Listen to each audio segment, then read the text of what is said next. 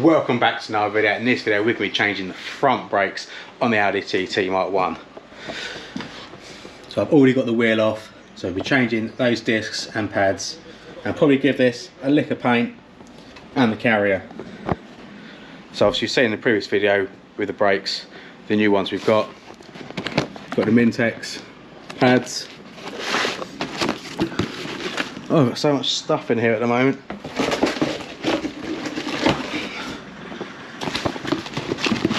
And we have the nice 312 drilled and grooved. Oh, to match the rears, which we're going to have a quick look at now so you can see them. So that's the rears all done. All looking nice. I got a little bit of paint all in there as well.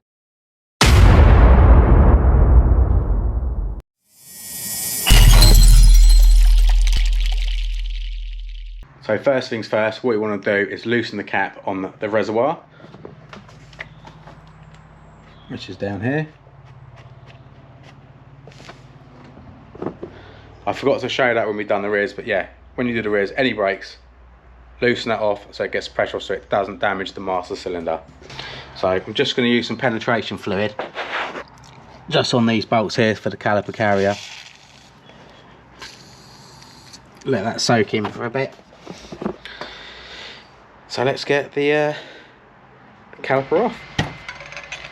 So I'm just removing the retaining clip off the caliper, and then I'll follow that by removing the dust caps which are covering the 7mm hex sliding pins that hold the caliper onto the carrier.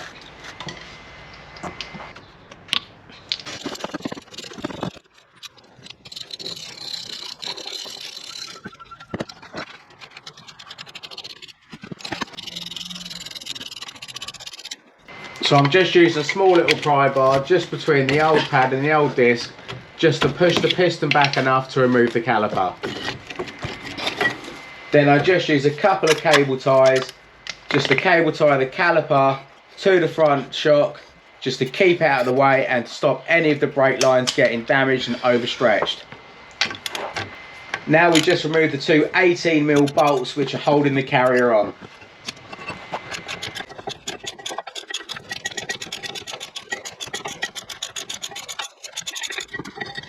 So that's the carrier off. Obviously we're going to give that a clean up, get most of the rust off, as much rust as we can off, and give that a lick of paint.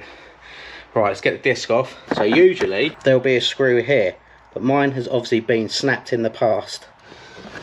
So that means that disc is ready to come straight off. But I'd probably use a posi free to get that off if it's still there, but the chance are it might snap.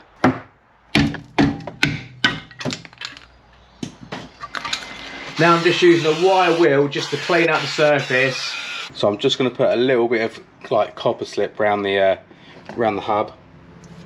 I've moved to the other side of the car because I've already got the caliper carrier painted and also the dust shield painted. Right, it's a bit of a crowded space around here at the moment. Here's our disc.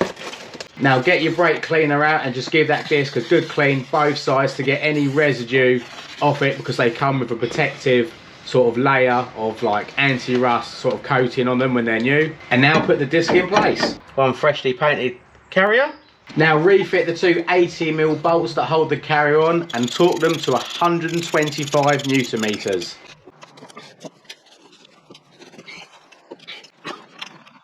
So these are the pins that come out of the caliper on the other side. So what I've done is I've cleaned this side up and I'll clean the other side up as well. So that's what they look like before.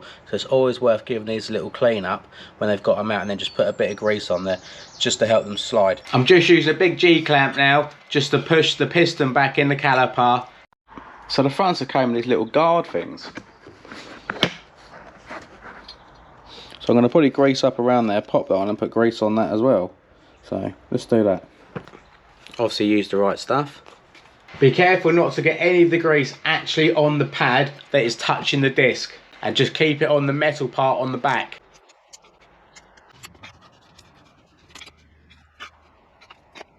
Put the front pad back in onto the carrier and clip the back pad into the caliper.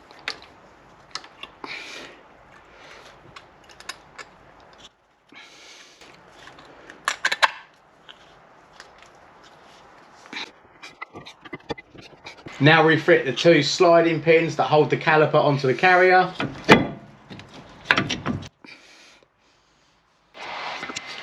Tighten them up and then torque them down to 28 Newton meters.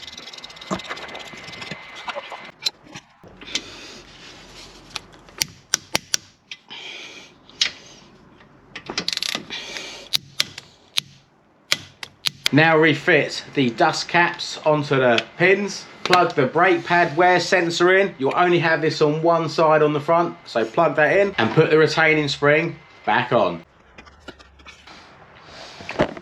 There we go, that's it. That's the front brake.